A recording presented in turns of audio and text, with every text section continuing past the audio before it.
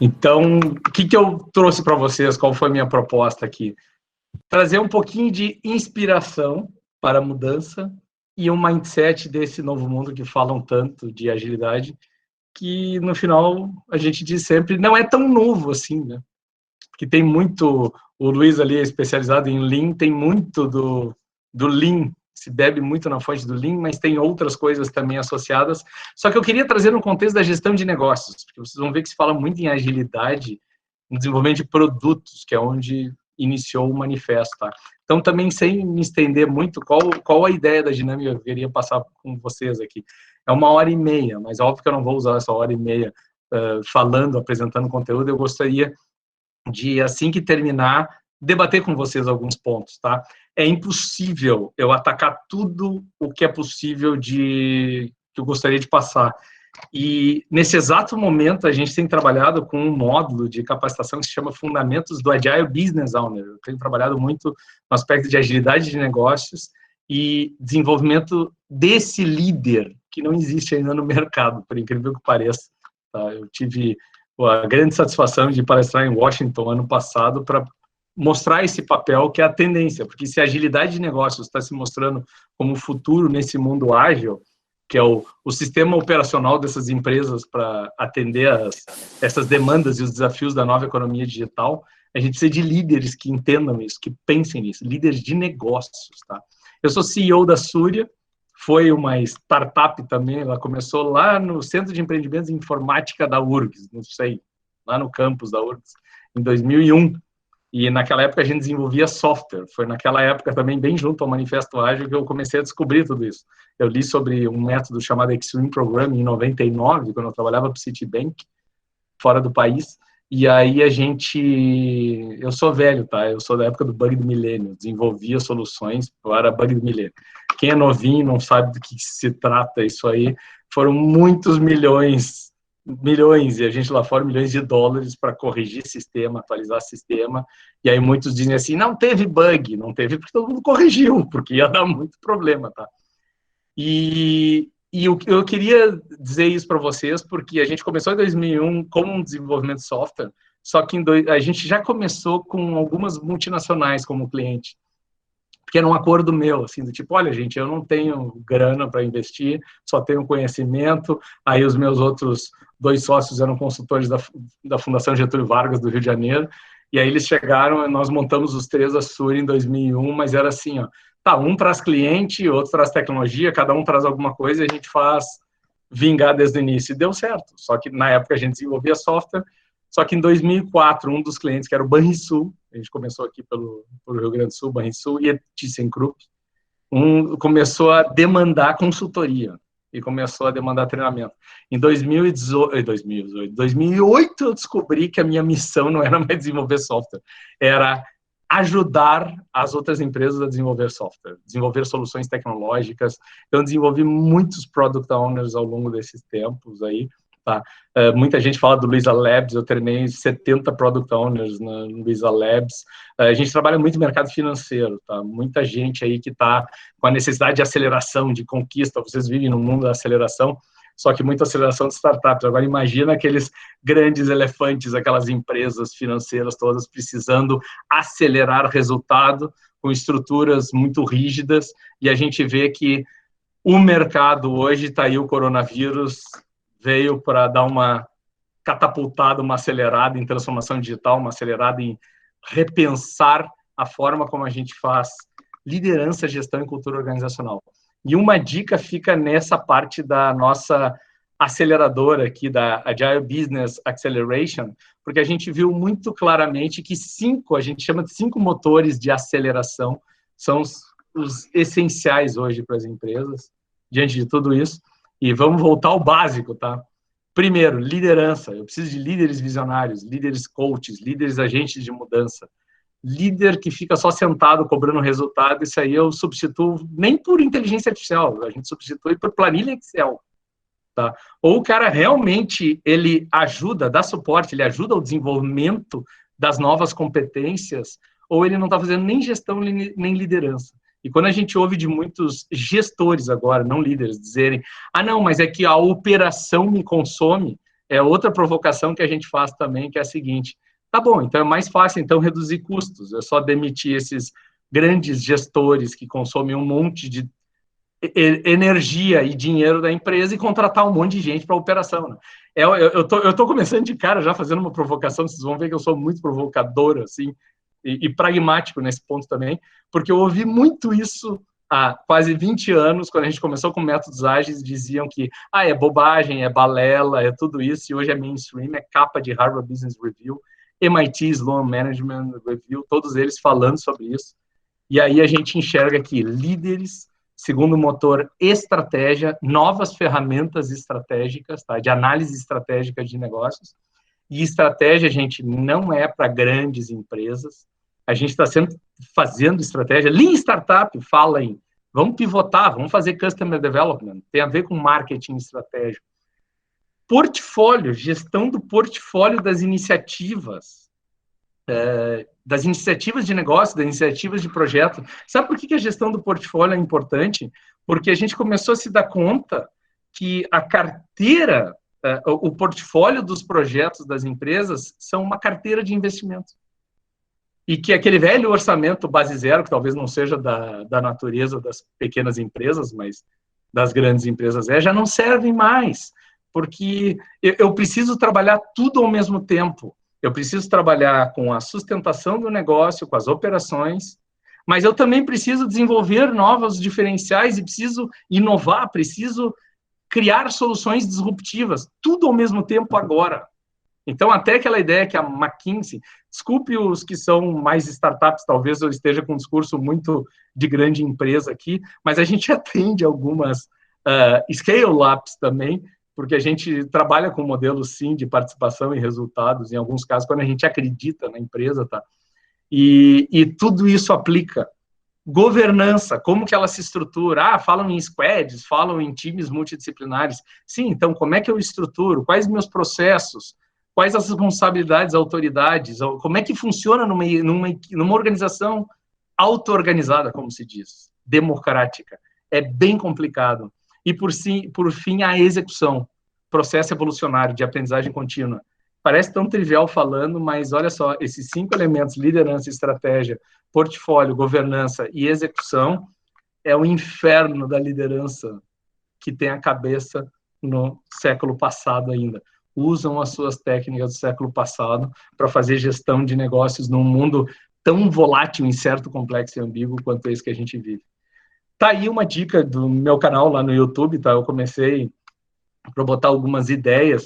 Aí no início me criticavam, diziam assim, cara, tem conteúdo, é muito demorado teus vídeos. E eu disse assim, eu estou registrando o que eu gosto de falar, então eu não estou preocupado, eu não sou youtuber, que eu tenho que ficar monitorando qual o tempo adequado, que é 7 minutos ou algo do tipo.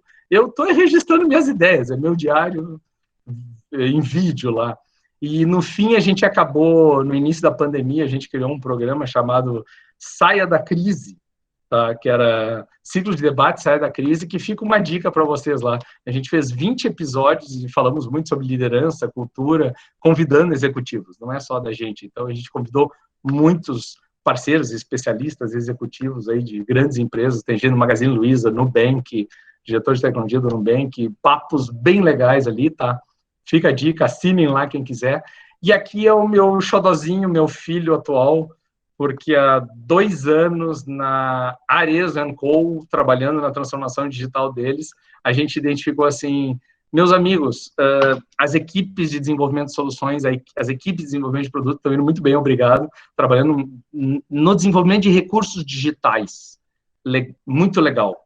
Mas cadê o negócio? Cadê o negócio pensar de forma digital? Cadê o negócio com os seus paradigmas digitais? Uma empresa de 40 anos lá, que veio da manufatura, é difícil fazer uma transformação cultural. Então, a gente começou com uma expressão que é transformação digital, é transformação cultural e inovação digital, né? Porque a gente vê muitas empresas tratando transformação digital como informatização. Talvez a informatização, a economia digital, o Don Tapscott, ele escreveu um livro, Economia Digital, em 1995, só para vocês terem uma ideia. Então, não tem nada novo em economia digital.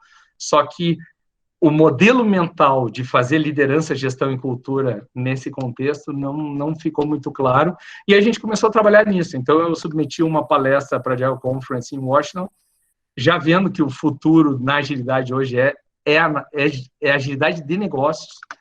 Não é levar a agilidade para fora da área de tecnologia, é como que eu desenvolvo novas capacidades organizacionais, e ouçam que interessante o contexto da agilidade de negócios. Capacidade de me adaptar rapidamente às tendências e mudanças do mercado. E aí saiu um artigo mostrando que como as empresas que realmente acreditaram e implantam verdadeiramente esses princípios de Lean, Ágil e organizações exponenciais estão se saindo muito bem diante da pandemia. Outras rígidas, não, até morrendo a empresa, tá? E segundo elemento, como desenvolver a capacidade de se adaptar rapidamente às mudanças. De quê? Não só as mudanças de mercado, mas as necessidades, as mudanças de necessidades dos clientes, tá? Mudança de percepção de valor de cliente também. Então, as suas necessidades, as suas demandas, os seus requisitos. Isso a Toyota sempre falou, né, no princípio, só que a gente viu que hoje o mundo ágil, ele nasceu do digital. Então, a gente vê que Lean está lá, mas o mindset ágil, ele é natural do digital. Então, ele traz o Lean para um outro patamar. O Luiz Eduardo ali, talvez eu não sei qual a opinião dele, mas a gente viu muito Lean Institute, muitas iniciativas de Lean Office, às vezes não vingarem tanto quanto a agilidade se tornou um mainstream, certo? O Lean não chegou, porque a gente fala de Agile Marketing, a gente fala de Agile Sales, a gente fala de Agile Talent, a gente fala de agilidade hoje em todas as áreas, tá? E o guia de referência do Agile Business Owner, é isso que a gente começou a consolidar, é .org, porque a ideia é ser um trabalho Creative Commons mesmo, tá?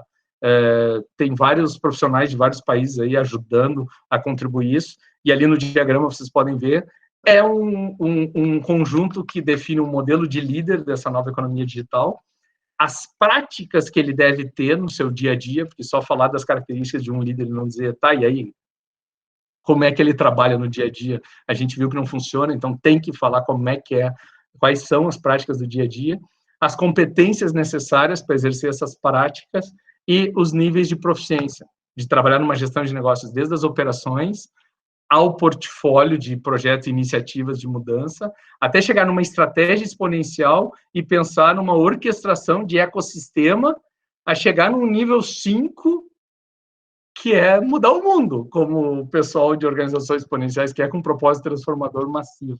E é isso, tá? Isso acabou se tornando um modelo de certificação internacional com essa empresa CertProf, que estava em Washington, viu o modelo e nos convidou para fazer parte disso.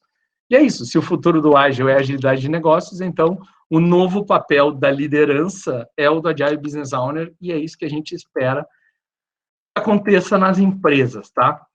Eu espero ter não me estendido muito nessa introdução, mas eu dei um rápido sobre quem sou eu, de onde eu venho, o que eu tenho feito hoje. E aí, gente, dentro do que eu tenho feito hoje, o que eu vou fazer um resumo aqui das 24 horas de treinamento, de captação, só do nível 1, que é o nível iniciante do Agile Business Owner.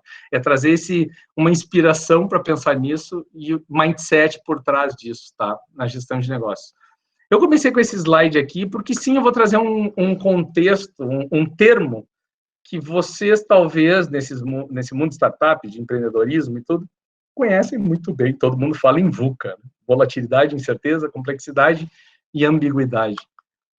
O que eu tenho observado sobre esse termo é que, primeiro, volatilidade nunca aconteceu tanto, ainda mais, não só questão de pandemia, mas a gente vê como governantes dizendo coisas como sobe bolsa, desce bolsa, e cai mercado, e surge mercado, e agora o cara é bandido, e agora o outro é o bonzinho.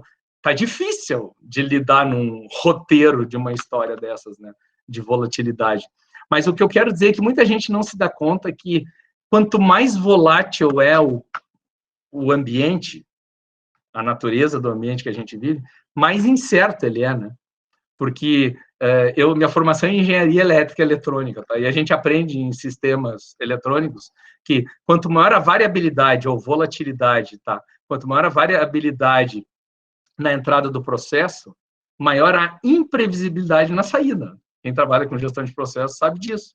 Então, o que eu posso fazer? Diminua a variabilidade na entrada do processo e tu vai ter mais previsibilidade. Tá, como é que a gente vai diminuir a variabilidade do governo? Como é que a gente vai diminuir a variabilidade da pandemia, do mercado, da concorrência, quem é do mundo aí financeiro, das fintechs aparecendo e tudo? Como é que a gente diminui essa variabilidade? O PMI, gerenciamento de projetos, ele era contra métodos ágeis até 2015, quando ele começou a concordar que realmente faz a diferença, e publica o seguinte, numa pesquisa que eles fizeram, eles disseram assim, uma época, uma das grandes causas dos fracassos dos projetos é a mudança frequente de requisitos. E eu já palestrei em vários eventos do PMI e eu sempre provocava, lá no passado, eu dizia assim, gente, essa é a causa do fracasso ou a incapacidade de se adaptar à mudança? Então, incapacidade de se adaptar à mudança. Aquilo ali que vocês estão vendo naquele diagrama ali é um mapa de probabilidade de um furacão. Eu gosto dele porque eu peguei um furacão em 1998 no Caribe, quando eu morava em Santo Domingo. Foi uma desgraça. E porque passou, a gente pega uns ventinhos de 100 km por hora, aqui eu digo ventinho, estou brincando com ventinho de 100 km por hora, mas porque a gente pegou 200 km por hora lá e destruiu muita coisa. E aquilo ali é probabilidade porque eu não tenho certeza da trajetória que ele vai fazer. E aí eu gosto de usar essa imagem exatamente para ver assim, ó, você gestor, você sabe gerenciar hoje a sua estratégia com a visão de furacão?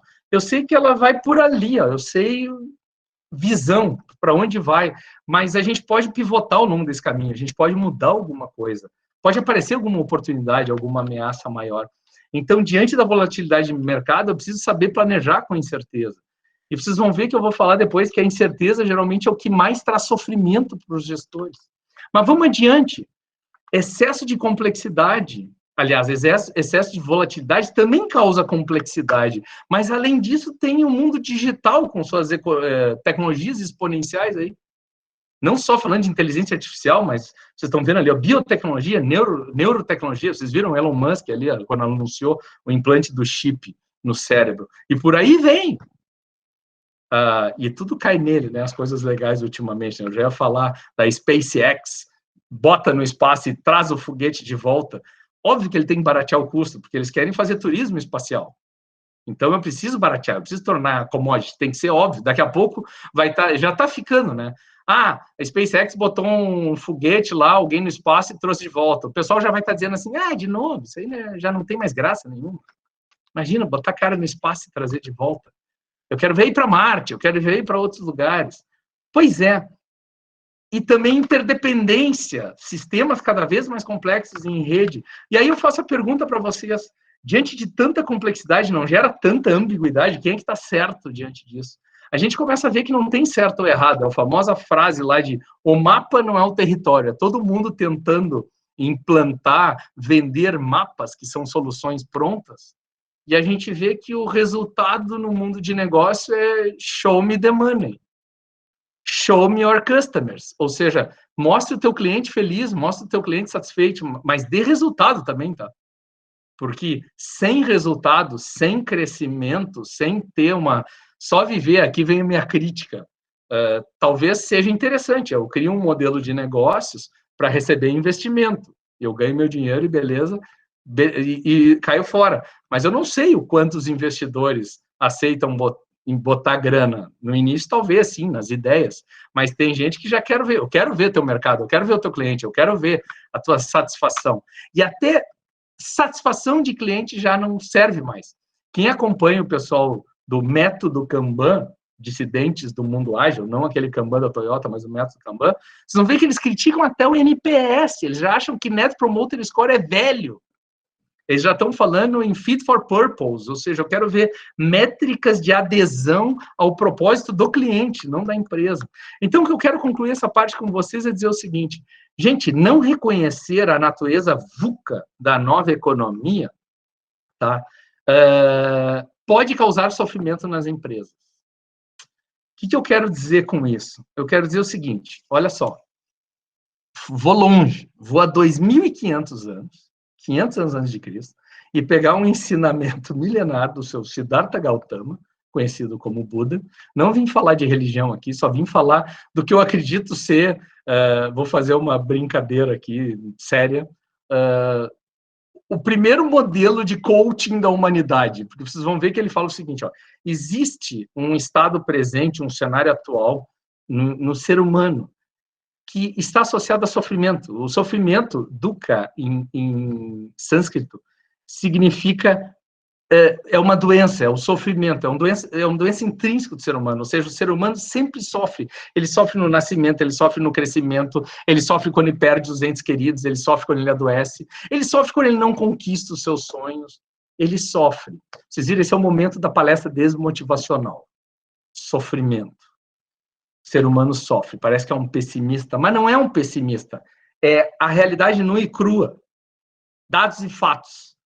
Há sofrimento. São os investidores que não conseguem conquistar seus resultados, são os clientes que estão insatisfeitos com a qualidade do produto, são os colaboradores que vivem sob pressão, são os parceiros de negócio que são tratados como meros fornecedores de recursos. Então, a gente começa a ver que há sofrimento no ambiente empresarial, assim como o Buda reconheceu isso lá, há 2.500 anos. Só que ele reconhece uma coisa que chama causa e efeito. A lei de causa e efeito. Se há sofrimento é porque há causas. Existem causas por isso. Isso está lá, a palavra não vem ao caso aqui, mas é samudaya, lá que é a causa do sofrimento. E ele também falou, porque ele foi praticar, ele foi meditar, ele foi entender tudo, e ele conseguiu eliminar o sofrimento. Preste atenção, eu não disse ir em busca da felicidade. Ele só falou cessar o sofrimento.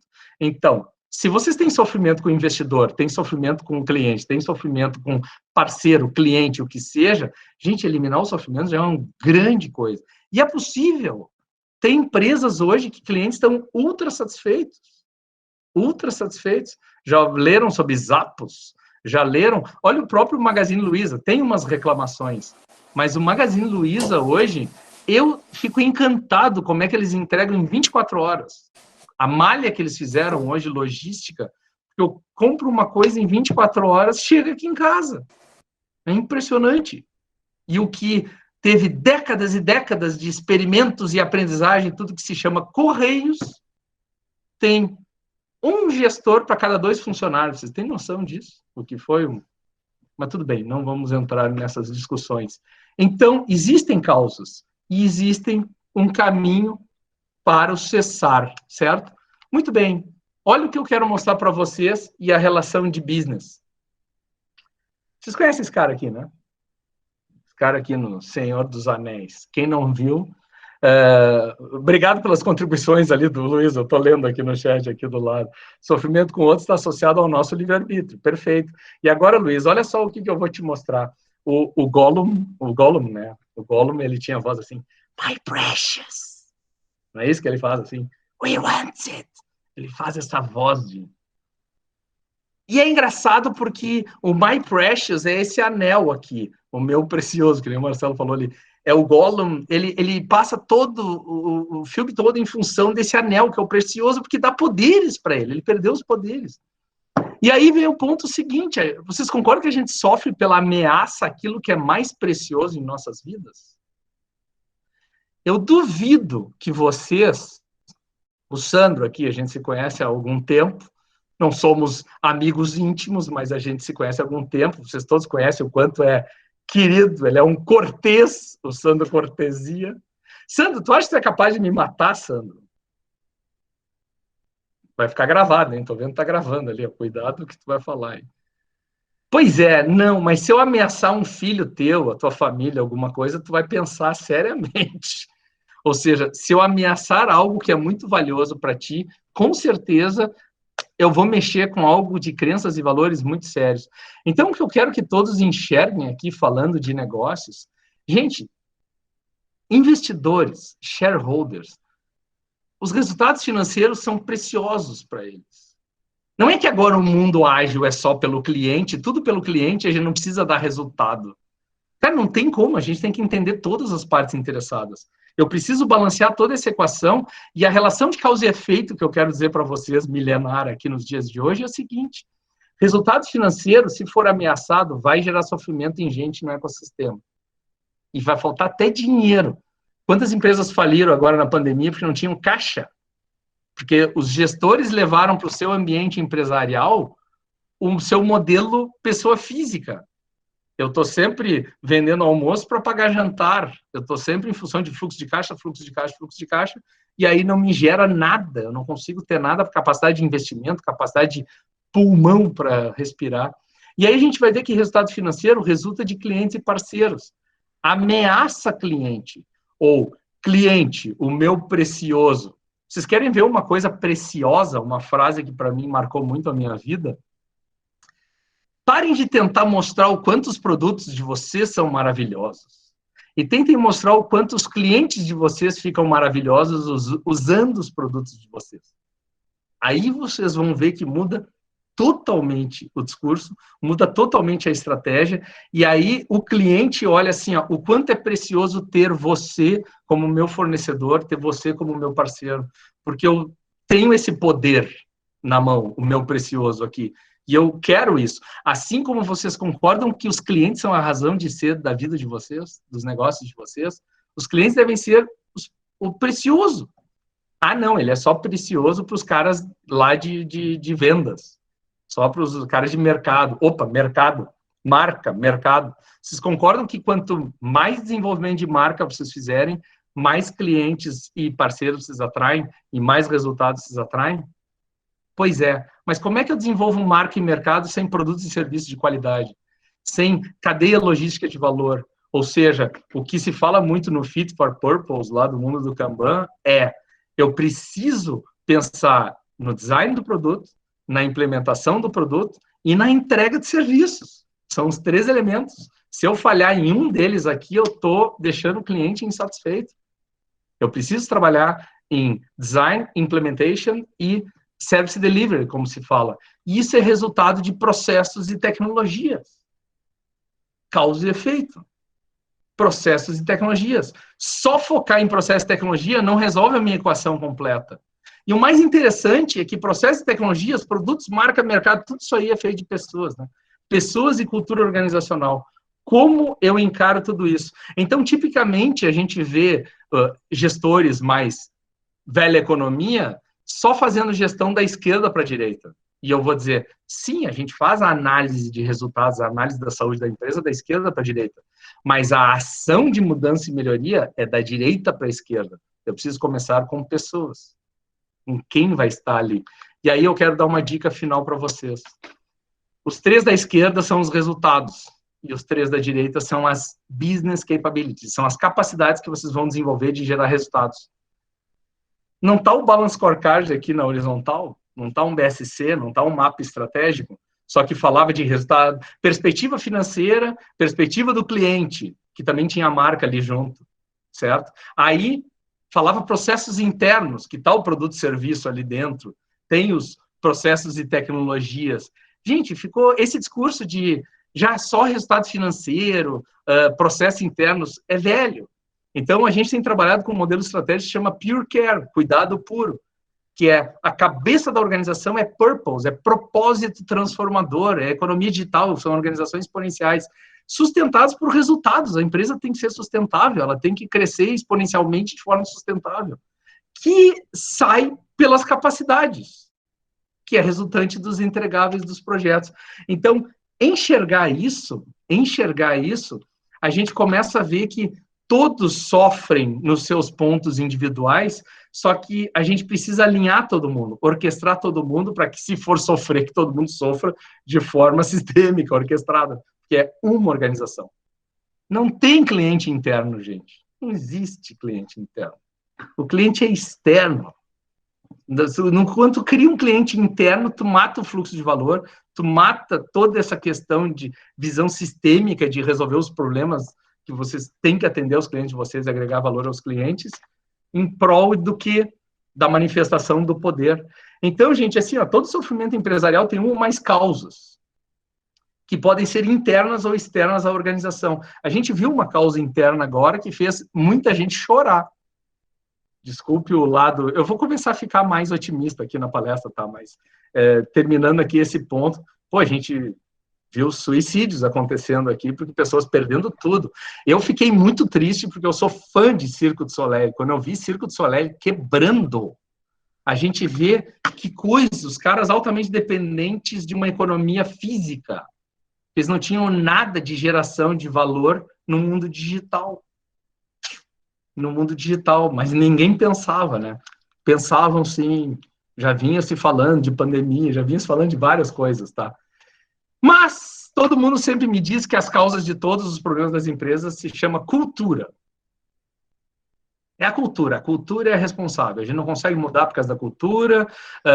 Não, a empresa já começou digital, então é mais fácil, a cultura digital. Gente, eu vejo startup mais burocrática, às vezes, do que algumas empresas grandes, mais rápidas e ágeis. Porque os caras montaram uma startup, mas o cara já tem a mente travada, velha. Por isso que é uma velha aí, a cultura. É sacanagem com as mulheres presentes aqui, tá? Mas é a cultura, não é o cultura. Não, tô brincando. Cultura, gente, são as pessoas. Então, não, eu brinco com a Rosa aqui, da gerente do Monsters S.A., porque não tem como mudar a cultura. Aqui, ó, não culpe a sua cultura.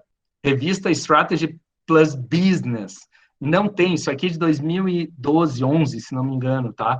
E sai uma Harvard Business Review aqui em 2016, dizendo: você não pode consertar a cultura da sua organização, foque no seu negócio. E aí eu vou dizer para vocês, focar no seu negócio é focar no modelo de gestão, focar no modelo de liderança. Cultura é resultado. Cultura é resultado disso, porque cultura é a manifestação dos comportamentos, é o resultado dos comportamentos das pessoas, que resulta dos seus conhecimentos, habilidades, estados emocionais, que resulta das suas crenças e valores. Vocês acham que no mundo aqui de vocês que estão falando em alta tecnologia, transformação digital, inovação, você acha que eu quero gente com crença limitante? A gente brinca com organizações de triplicar o resultado dela a partir de um programa de aceleração. E aí os caras dizem, não dá, triplicar é muito, né? Eu digo, quanto que você está investindo? X mil, X milhões. Beleza, quanto que você quer de crescimento? Se der o orgânico, já estou feliz. Cara, não faz nada. Fazer um investimento em talentos, em tecnologia, em um monte de coisa, para ter crescimento orgânico, é vergonhoso. É uma vergonha gerencial. A gente precisa de um crescimento exponencial, resultados maiores. E aí entra a crença limitante, tá? Mas nunca antes na história dessa empresa a gente conseguiu mais do que 30% de resultado, ou algo do tipo. Mas é isso. Eu vou falar uma coisa para vocês, tá? Lendo um livro chamado Empresas Feitas para Vencer, de 2001, do Jim Collins, tem uma parte ali que ele fala Brutal Facts, a realidade nua e crua. E é engraçado isso, mas muita gente não gosta de ouvir isso que eu tenho para dizer. Parece que eu estou revoltado, parece que eu estou dizendo um monte de coisas que não agrega valor nenhum, mas a inspiração que eu quero mostrar para a mudança é a seguinte, ó. A natureza da vida é a impermanência, sim, tá aí o mundo VUCA para provar, e a gente sofre pelo apego à permanência, a permanência ao produto, a permanência ao ego da posição, a permanência à marca, a permanência, a gente quer que tudo permaneça igual. Só que todo mundo conhece o conceito de VUCA, mas não está preparado para mudar, não aceita mudar, quer que os outros mudem. Então, gente, eu vou dizer o seguinte, a gente cessa o sofrimento eliminando as suas causas. O que eu posso dizer para vocês é o seguinte, ó, esse gráfico aqui de 2017, bem antes de pandemia, ele me mostrou que era muito fácil virar uma empresa que valia mais de $1 bilhão. Porque olha a nuvem de empresas. Em 2009, lá, a Bloom Energy. Depois vai entrando ao Airbnb, chega 2011. Esse gráfico aqui vocês devem conhecer também, desse mundo aqui de startups e de empreendimentos. Mas olha só, é uma nuvem que surge, a maioria digital, não é isso? A Marta Gabriel, ela apresentou isso aqui há pouco e mostra ali, ó, 2020, ó, junho de 2020. Estados Unidos gerando 228 unicórnios, essas grandes empresas, seres encantados, né, que conseguem em pouco tempo atingir o valor de $1 bilhão, até com prejuízos, que nem era o caso da Uber, que não tinha resultado positivo e já valia muito dinheiro. A China, metade, o Brasil com suas 7 seus 7 unicórnios. Mas vocês devem conhecer aí o discurso de que o mundo já não é mais dos unicórnios, é dos camelos, né? Não são tão bonitinhos, mas eles são resilientes. E mais interessante ainda aquela ideia do Nicolas Taleb de antifrágil. Quanto mais eu apanho, melhor eu fico, né? Eu aprendo com isso.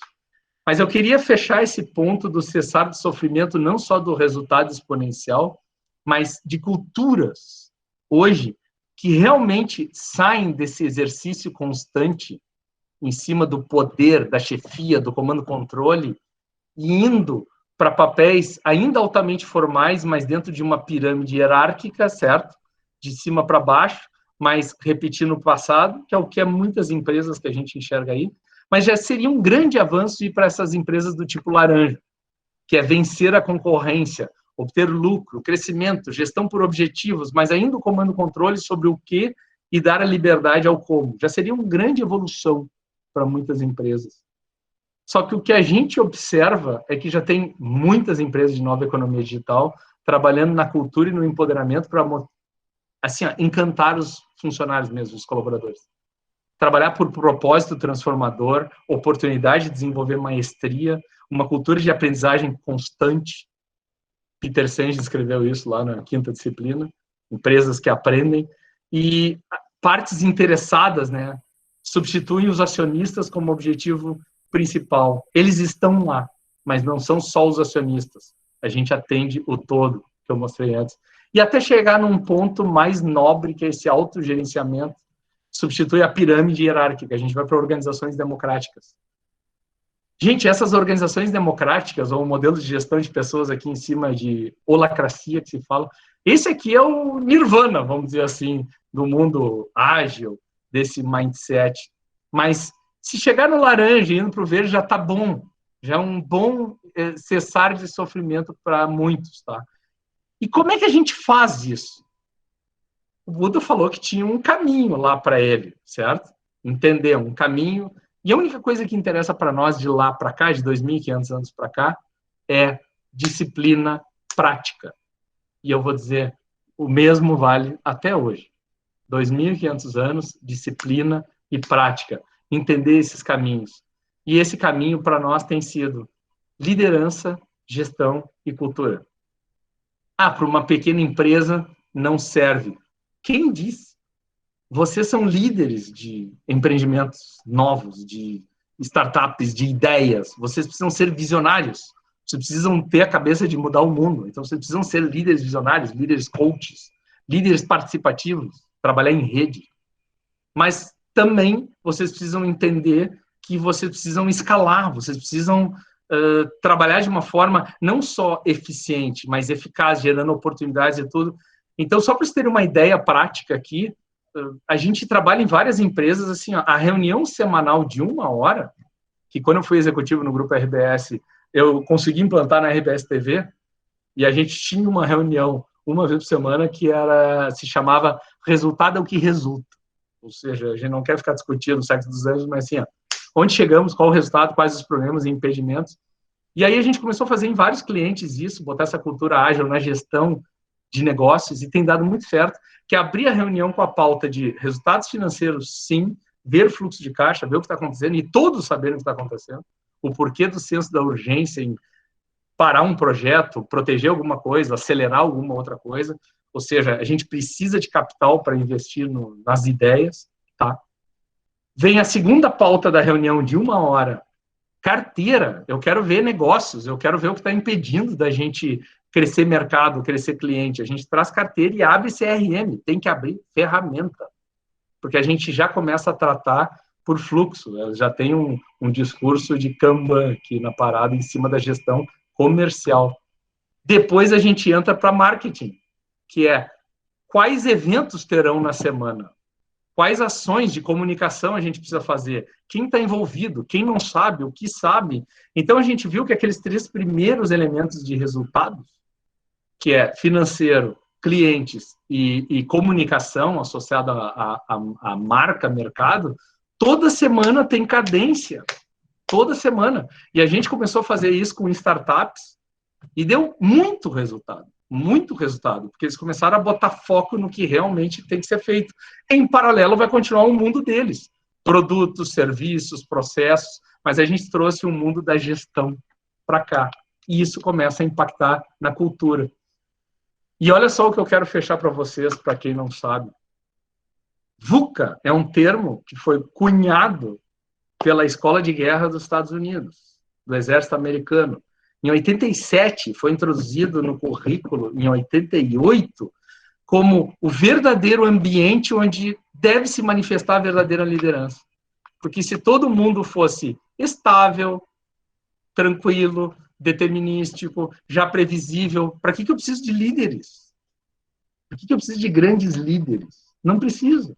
Mundo VUCA é onde acontece a liderança verdadeira, essa, tá?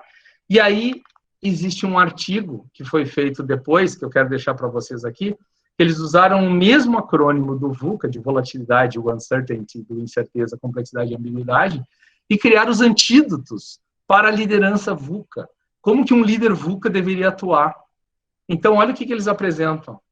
V de visão, U de understanding, de compreensão, compreender a complexidade, compreender o problema todo. C de clareza, clarity, e aqui a gente começa a ver, sim, de governança, de papéis, responsabilidades, e A de agility, de agilidade, leveza, destreza, capacidade de se adaptar ao ambiente. Então, a gente acabou criando um modelo, que é o que a gente passa para todo mundo, porque sempre fala assim, preciso transformar a cultura como algo assim, vou transformar a cultura, e a gente começou a ver, com base em vários estudos, que pode ser, não é simples, é complexo, mas é tão simples entender isso aqui. A gente pode acelerar a transformação da cultura para essa nova economia digital, para esses novos modelos de gestão, fazendo primeiro o seguinte, entendendo que toda organização tem pelo menos essas 4 perspectivas de gestão, que precisam parar de trabalhar de forma isolada e trabalhar de forma sistêmica, unida, como uma coisa, uma entidade única, que é negócio, produtos, processos e pessoas. Porque os negócios de vocês dependem dos produtos e serviços de vocês, que são produzidos pelos processos. E tudo isso é concebido, criado e feito e mantido por pessoas. Então, comecem a pensar em atrair talentos, deem autonomia, talentos com maestria, e até com oportunidade de desenvolver maestria. Deem autonomia para eles mudarem processos, proporem melhorias e mudanças, e até em produtos. E criar novos produtos, reinventar os produtos de vocês para até pivotar o modelo de negócios. Essa é a perspectiva da gestão. E mudando isso, gente, com clareza de papéis e responsabilidades, vocês mudam a cultura por uma ideia de mindset ágil e digital. As duas faces da mesma moeda que estão acontecendo hoje. Não existe cultura digital sem modelo de gestão ágil. E não existe modelo de gestão ágil sem cultura digital. A gente está vendo isso no mercado. E para isso eu preciso de líderes. Não é cargo, é líderes visionários, líderes coaches, que estimulem o pensar, façam ótimas perguntas, tá? Para fechar aqui com vocês, o mindset ágil, então, diante de tudo isso. Eu trouxe um modelo do Alistair Cockburn, que é um dos caras que escreveu isso, que ele diz o seguinte, gente, agilidade em essência, se eu for resumir de uma forma muito rápida, é antecipar a entrega de valor para meu cliente, para as partes interessadas, antecipar, eu preciso antecipar, eu não posso mais trabalhar com aqueles ciclos longos, antecipar a entrega de valor com a menor burocracia possível, eu preciso ser leve, eu preciso atender rapidamente, encantar o cliente, é isso. Então, esse coração do ágil é o PDCA dos agilistas, que a gente vive o tempo inteiro procurando entregar valor para nossos clientes de forma colaborativa, com cocriação. Por isso que a gente está sempre fazendo workshops, por isso que a gente está sempre fazendo dinâmicas com grupos, porque a gente confia nas pessoas, confia nas parcerias, e a gente quer cocriar nessa colaboração. Só que, periodicamente, e esse periodicamente é muito rápido, é desde semanal no nível operacional, mensal no nível tático, trimestral no nível estratégico, a gente reflete se a gente realmente está entregando valor. E a gente reflete se a gente não está entregando porque a gente não está colaborando, se a gente não está co-criando. E a gente melhora, a gente muda em função das conclusões. Tão simples quanto isso. Pratiquem isso e tu vai ver que o mundo já é outro. Não precisa trazer mais nada do que isso. E olha só, os 12 princípios. O Manifesto Ágil ele veio de produtos e ele tem 4 valores e 12 princípios. Os 12 princípios eu posso resumir da seguinte forma. Sim, a gente quer agregar valor para os clientes com produtos que funcionem, que tenham qualidade, sim, tá? Entregando em ciclos curtos, porque a gente quer identificar o mais rapidamente se o produto não funciona. Eu tenho tempo de corrigir. Eu não quero errar rápido, eu quero aprender e acertar rápido. Só que errar faz parte de um processo de experimentação e aprendizagem. Então, beleza, eu entendo isso. Por isso que eu faço ciclos curtos, vejo rapidamente, detecto e mudo. Ou também ciclos curtos para ver se não há entrega de valor num tempo hábil. Diante disso, eu preciso compreender as mudanças, olha lá o que está na capa da manchete lá do jornal. Changes coming, ou seja, elas estão vindo, as mudanças, e não param de vir. Então, compreenda isso. Essa é a nossa perspectiva de produtos. E hoje a gente está trabalhando numa perspectiva de negócios, que é novo para esse mundo. Como que a gente pensa nossos processos? Colaboração na criação, como eu já falei, busca pela excelência, que é um dos princípios do Lean, está assim, ó, no sangue dos agilistas, tá?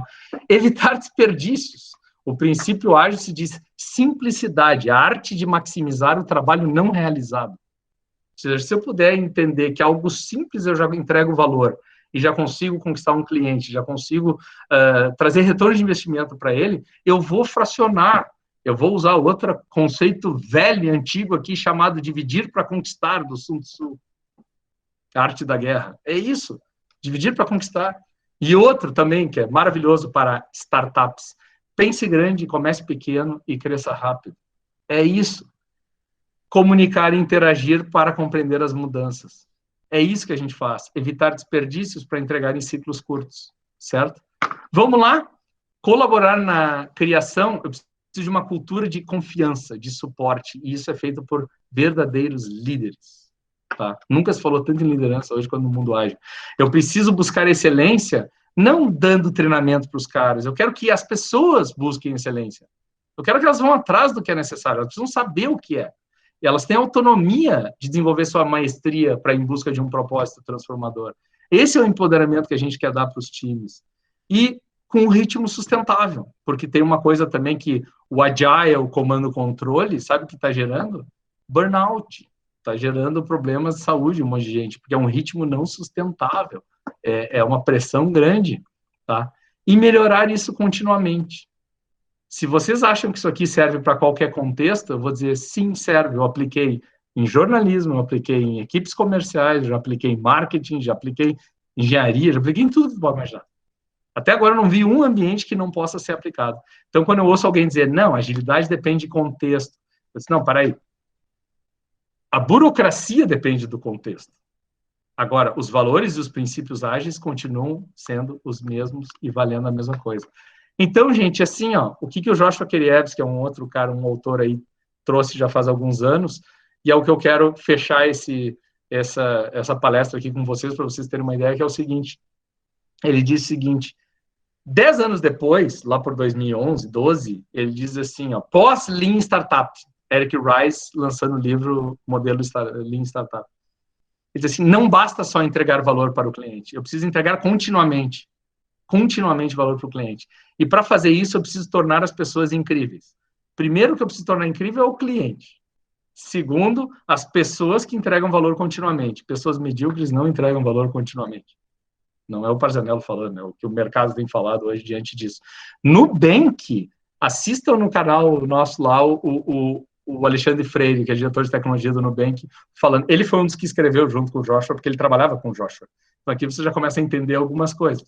O diretor de engenharia e tecnologia do Nubank ajudou a construir esse modelo aqui. Então ele acredita em entrega de valor, ele acredita que as pessoas precisam manifestar o máximo dos seus talentos, só que como a gente está num mundo totalmente VUCA, num mundo digital de muita velocidade, eu não dá mais para pensar de dentro para fora, eu preciso pensar de fora para dentro e experimentar. Aqui é Lean Startup na veia, tá? Experimentação e aprendizagem rápida. Só que para acontecer isso, muitas empresas não aceitam porque a velha cultura não permite. Qual a cultura? Errou, eu quero culpados. Eu quero caçar culpados, caça as bruxas.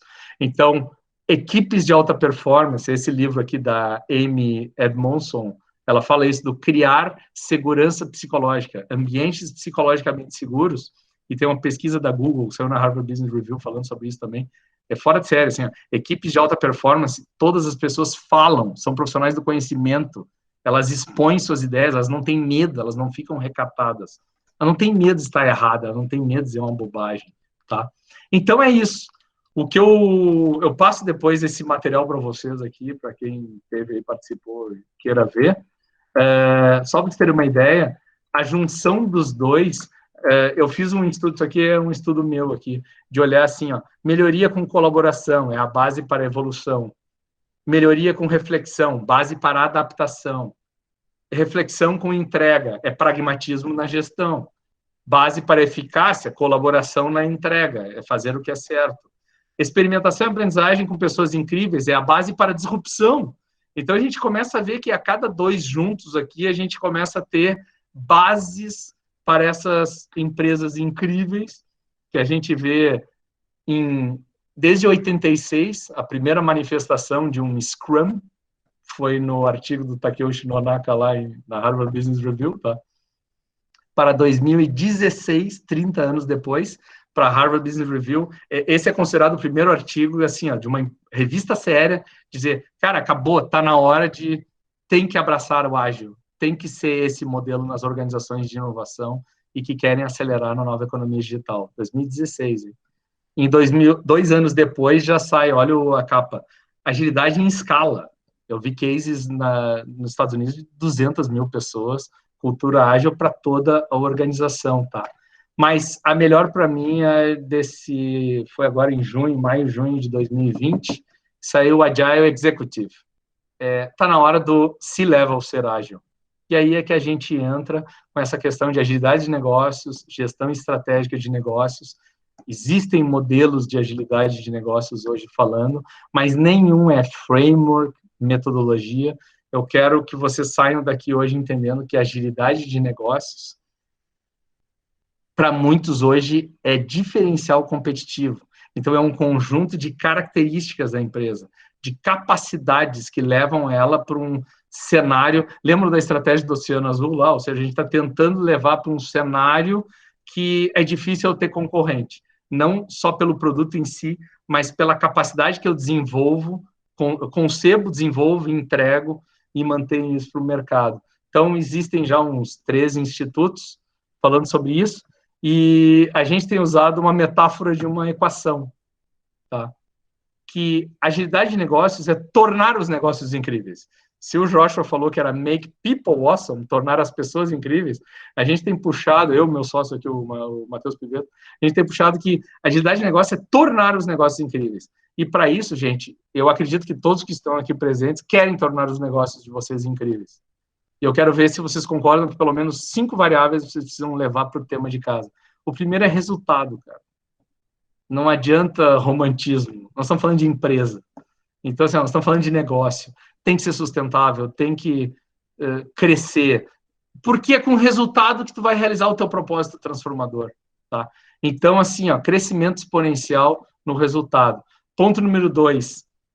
Lead time. Vocês precisam otimizar, reduzir ao máximo para ter tempo de resposta na tomada de decisão e na entrega das soluções. Cada vez mais rápido, certo? Não é produtividade, é concepção, discovery, business discovery, product delivery também, product discovery cada vez ciclos mais curtos. Para isso, a gente precisa de pessoas incríveis e tecnologias incríveis. Que bom que vocês têm uma rede aí para pensar em tudo isso. Quantas pessoas incríveis vocês têm aí na rede e quantas tecnologias incríveis vocês estão desenvolvendo e podem ter de parceiros para trabalhar nisso. Agora, nada disso é incrível se não tiver uma experiência, uma cultura mesmo de quem já fez projeto que deu um baita sucesso e mudou o mundo e exponencializou, sabe do que a gente está falando, assim, ó. É um orgulho muito forte de fazer parte desse time, de fazer parte de uma história ou algo do tipo. Então fica esse diagrama aqui no final, que a gente diz que a gente busca o crescimento exponencial sustentável dos negócios, tá? Mediante a aceleração, sim, com um pensamento lean, escalabilidade, novas oportunidades com tecnologias exponenciais, organizações exponenciais. Tudo isso é entregue por novas capacidades de liderança, gestão e inovação desse mundo ágil, e não vai dar nada se a gente não tiver uma cultura, que todos engajados nessa cultura de experiência, de uma cultura colaborativa baseada na experimentação e aprendizagem que encanta nossos clientes, tá?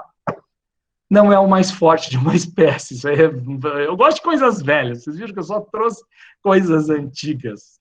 Nem o mais inteligente, sim, aquele que melhor se adapta à mudança. Porque eu quero que vocês entendam que a agilidade não tem nada de novo. Eu comecei em 2002 a implantar na minha empresa e me chamaram para consultoria porque queriam saber como é que um time tão pequeno era capaz de entregar produtos de software de alta qualidade em pouco tempo, com baixo custo. Eles dizem assim, não tem mágica, tem método. Quer aprender? E ali eu comecei a ver que a gente começou a ganhar mais dinheiro com consultoria e treinamento, tá? Fica a dica. O Sandro vai estar lá, né, Sandro? Dia 14, segunda-feira, começa uma turma aí, Fundamentos da Agile Business Owner, que a gente passa por isso. Lean, liderança, Lean, ágil, exponencial, agilidade empresarial e o papel da Agile Business Owner nas organizações. E aí o pessoal sempre diz assim, tá, mas 24 horas, pô, são 3 dias. Não, a gente começou a se dar conta que 2 encontros por semana, a pandemia trouxe isso e nos mostrou um baita de uma ferramenta. 2 encontros semanais. 2 horas em cada encontro, dá tempo do cara pensar, matutar, assim, ó, crescer o raciocínio, levar para o seu ambiente, trazer no próximo encontro, gerar debate, porque esse curso aqui não é dar métodos e ferramentas, é provocar muita reflexão e muita mudança de identidade, missão, crenças e valores, tá? Tá aí meu e-mail, parzanello@suia.digital, que a gente tem aí 30 minutos, aí, vai até às 6h30, para perguntas, ideias, críticas, assim, tu é um chato com esse assunto. Espero que tenha valido.